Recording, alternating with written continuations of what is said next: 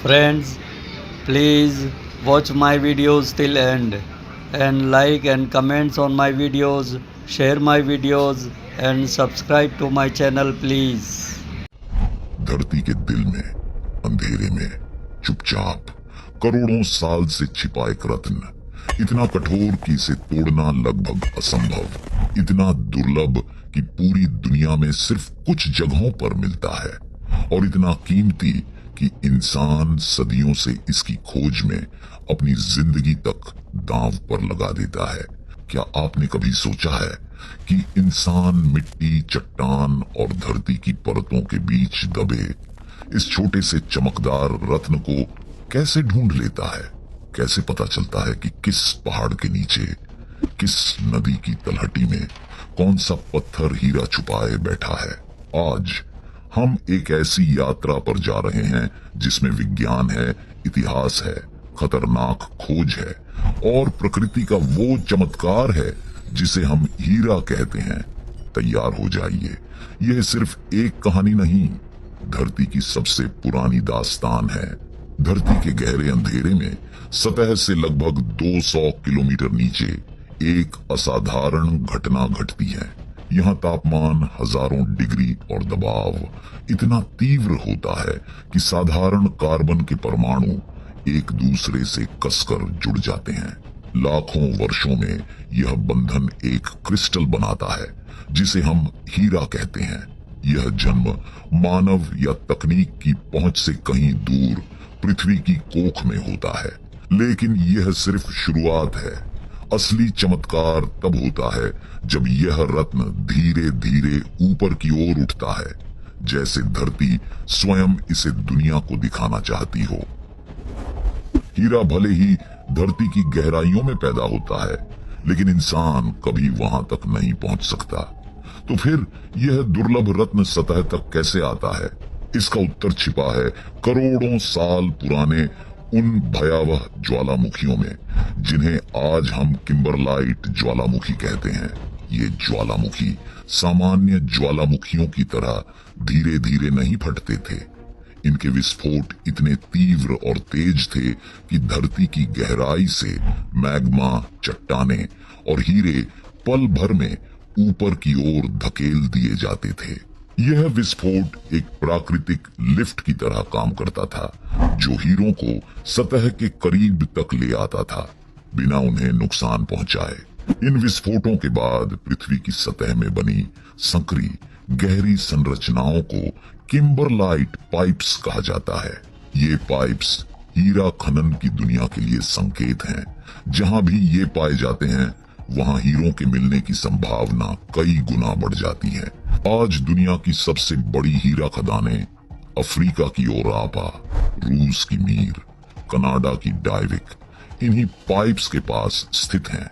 वैज्ञानिक धरती की परतों, चट्टानों और पुराने ज्वालामुखीय रास्तों का अध्ययन करके पता लगाते हैं कि यह प्राकृतिक लिफ्ट कहां हो सकती है। यही कारण है कि हीरा सिर्फ एक रत्न नहीं, बल्कि धरती के प्राचीन भूगर्भीय इतिहास का जीवित प्रमाण है। हीरे की वैज्ञानिक खोज भले आज होती हो, लेकिन इसकी पहचान हजारों साल पहले भारत में हुई थी। इतिहासकार बताते हैं कि लगभग 2500 वर्ष पहले गंगा, गोदावरी और कृष्णा जैसी नदियों की तलहटी में रहने वाले लोग रेत धोते समय एक चमकीले, कठोर और पूरी तरह पारदर्शी पत्थर पर ध्यान देने लगे। यह चमक किसी भी साधारण पत्थर से अलग थी। उस समय के आर्शियों और व्यापारी समुदाय ने महसूस किया कि यह पत्थर प्राकृतिक नहीं, असाधारण है। तब इसे वज्र कहा गया, जिसका अर्थ है बिजली से भी कठोर। यह सिर्फ ताकत का प्रतीक नहीं था, बल्कि कुछ लोग इसे दिव्य शक्ति का प्रतीक भी मानने लगे। भारत से हीरे रोम और चीन तक पहुंचे। रोमन साम्राज्य में इसे युद्ध के समय तावीज की तरह पहना जाता था। प्राचीन ग्रंथ बताते हैं कि सैनिक विश्वास करते थे कि हीरा उन्हें बचाता है। चीन में इसे बुरी आत्माओं को दूर रखने वाला पत्थर माना जाता था।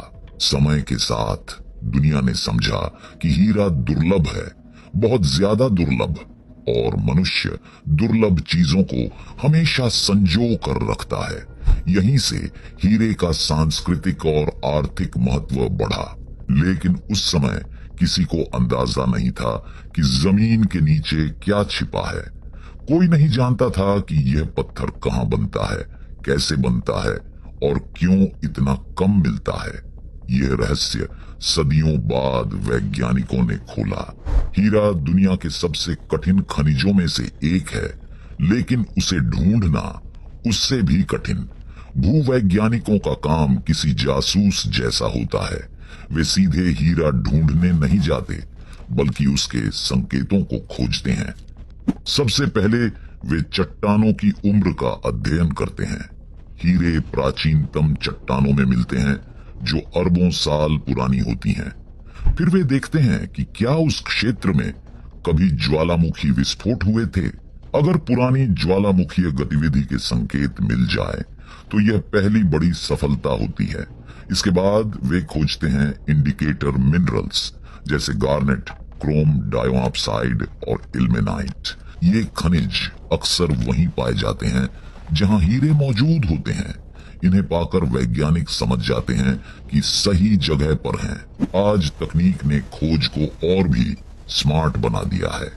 उपग्रह धरती की चुंबकीय तरंगों को स्कैन करके बताता है कि नीचे कौन सी चट्टानें हैं। ड्रोन विशाल क्षेत्रों को मैप करते हैं। ग्राउंड रडार मिट्टी के नीचे की परतों की लाइव तस्वीर देता है। भूवैज्ञानिक महीनों तक सैंपल इकट्ठा करते हैं, मिट्टी, रेत, पत्थर, और उन्हें प्रयोगशालाओं में जांचते हैं। कहीं कोई छोटा सा क्रिस्टल, कोई असामान्य चमक या किसी खनिज का अनुपात, सब कुछ सुराग होता है। यह एक धीमी पर बेहद रोमांचक जांच यात्रा होती है। हर कदम पर उम्मीद और अनिश्चितता दोनों चलते हैं। जब भूवैज्ञानिकों को पर्याप्त संकेत मिल जाते हैं, तब शुरू होता है अगला और सबसे महत्वपूर्ण चरण, प्रोस्पेक्टिंग। यही वह चरण है जहां अनुमान, विज्ञान और मेहनत एक साथ मिलते हैं। सबसे पहले एक विशाल क्षेत्र को छोटे छोटे हिस्सों में बांटा जाता है। टीमें विभिन्न बिंदुओं से मिट्टी, रेत और चट्टान के नमूने इकट्ठे करती हैं। हर नमूने को सावधानी से पैक कर प्रयोगशालाओं में भेजा जाता है। विज्ञान यहाँ बेहद बारीकी से काम करता है।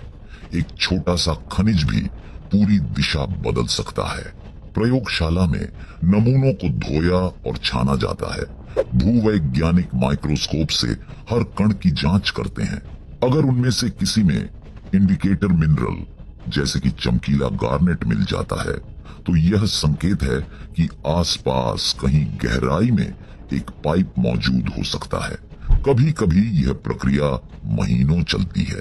कई बार टीमों को कुछ नहीं मिलता और वे दूसरे क्षेत्र में फिर से शुरुआत करती हैं। हीरा खोजने का काम जितना वैज्ञानिक है, उतना ही धैर्य का खेल भी। फिर आता है वह क्षण जब किसी नमूने में एक छोटा सा रफ हीरा मिलता है। भले वह आधे चावल जितना हो, लेकिन उसकी चमक पूरी टीम को उत्साहित कर देती है। यह वह क्षण होता है जब सब समझ जाते हैं, यहीं नीचे कहीं हमारा लक्ष्य छिपा है। अब अगला चरण होता है परीक्षण, खुदाई, और अगर परिणाम मजबूत हो तो खदान विकसित करने का निर्णय। एक बार पुष्टि हो जाए कि जमीन के नीचे हीरे हैं, तो शुरू होता है धरती के सबसे बड़े इंजीनियरिंग प्रोजेक्ट्स में से एक, ओपन पिट माइनिंग। यह वह चरण है जहां प्रकृति और मशीनों का संघर्ष साफ दिखता है। सबसे पहले एक विशाल क्षेत्र को साफ किया जाता है। फिर भारी मशीनें, ड्रिलिंग रिग्स, एक्सकैवेटर्स, लोडर्स धरती में गहराई तक छेद करती हैं। इन छेदों में नियंत्रित विस्फोटक भरे जाते हैं, जिन्हें एक निर्धारित पैटर्न में ब्लास्ट किया जाता है ताकि चट्टानें टूटकर लूस हो जाएं। इसके बाद शुरू होता है सबसे कठिन काम, सैकड़ों टन चट्टानों को बाहर निकालना। बड़े बड़े डंपर ट्रक जिनके टायर इंसान से कई गुना बड़े होते हैं लगातार चट्टानें उठाकर प्रोसेसिंग प्लांट तक ले जाते हैं। इन गड्ढों की गहराई कभी कभी 500 मीटर से भी ज्यादा होती है और उनका व्यास किलोमीटरों में। दुनिया की कुछ खदानें अंतरिक्ष से भी दिखाई देती हैं।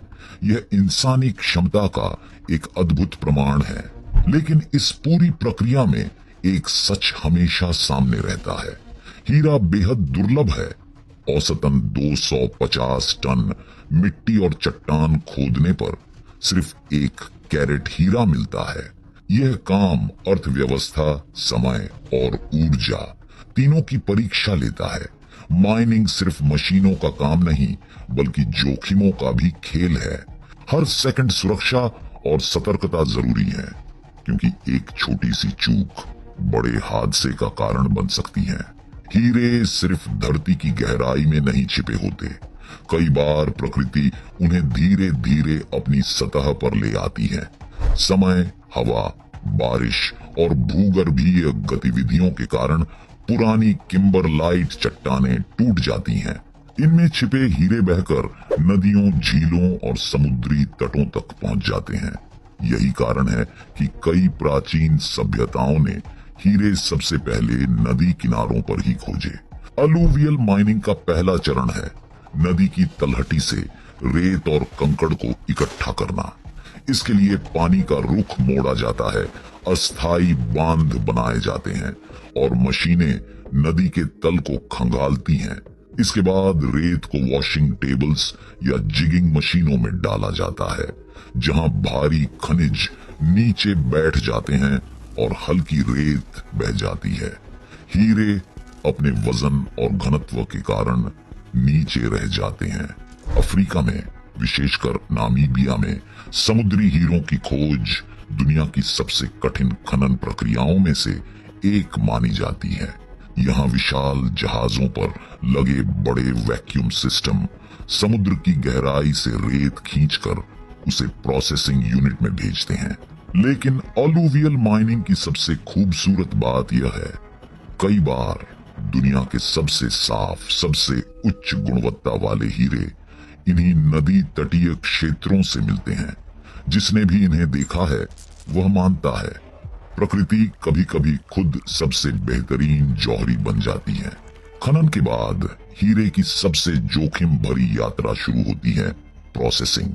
यह वह चरण है जहां साधारण दिखने वाली चट्टानों को तोड़कर उनके भीतर छिपे हीरों को सुरक्षित निकालना होता है।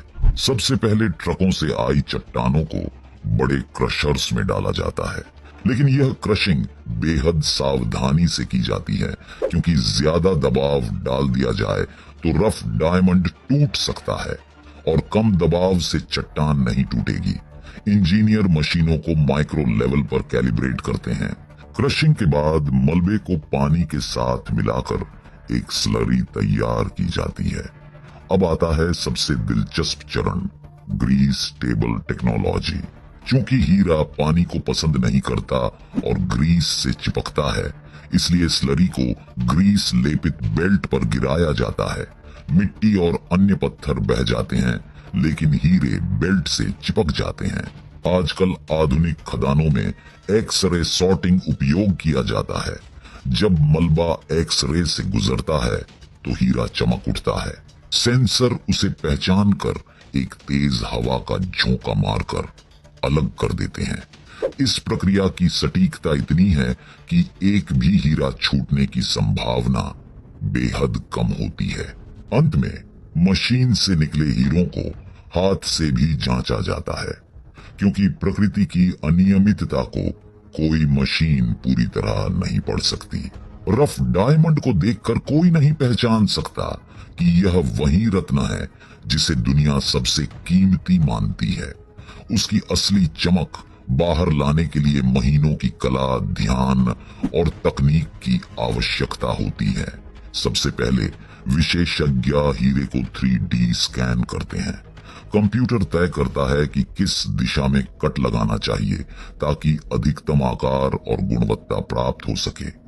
एक गलत निर्णय लाखों का नुकसान कर सकता है। फिर आता है क्लीविंग या सोइंग, जहां हीरे को विशेष डायमंड डस्ट ब्लेड या लेजर की मदद से काटा जाता है। हीरा इतना कठोर है कि सिर्फ हीरा ही उसे काट सकता है।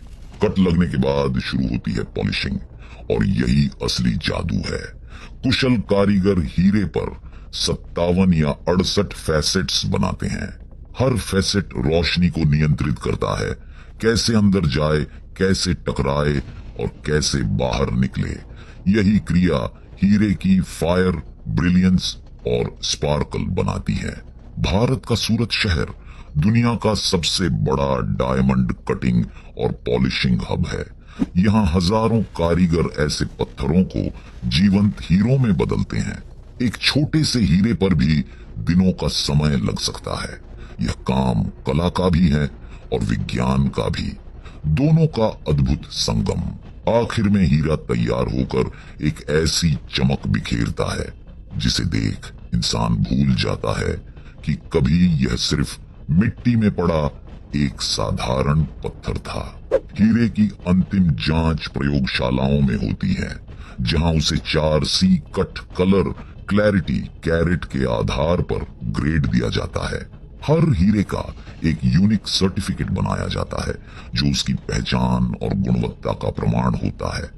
अब यह रत्न किसी अंगूठी, हार या निवेश का हिस्सा बन जाता है। सोचिए, यह यात्रा अरबों साल पहले धरती की गहराई में शुरू हुई थी और आज मानव भावनाओं, प्रेम और शक्ति का प्रतीक बनकर सामने है।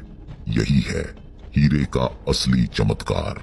अगर आपको यह ज्ञान, यह सफर और यह डॉक्यूमेंट्री पसंद आई हो तो कृपया इसे लाइक करें, अपने दोस्तों और परिवार के साथ शेयर करें। और हाँ, अगर आप हमारे चैनल पर नए हैं तो सब्सक्राइब का बटन दबाकर घंटी वाला आइकॉन जरूर दबाएं, ताकि ऐसी ही रोमांचक विज्ञान और प्रकृति की कहानियां आप तक सबसे पहले पहुंचें। मिलते हैं अगले एपिसोड में एक और अनकही कहानी के साथ। धन्यवाद। Thank you friends for watching video till end. Please like my video, comments on my video, share it and please subscribe to my channel.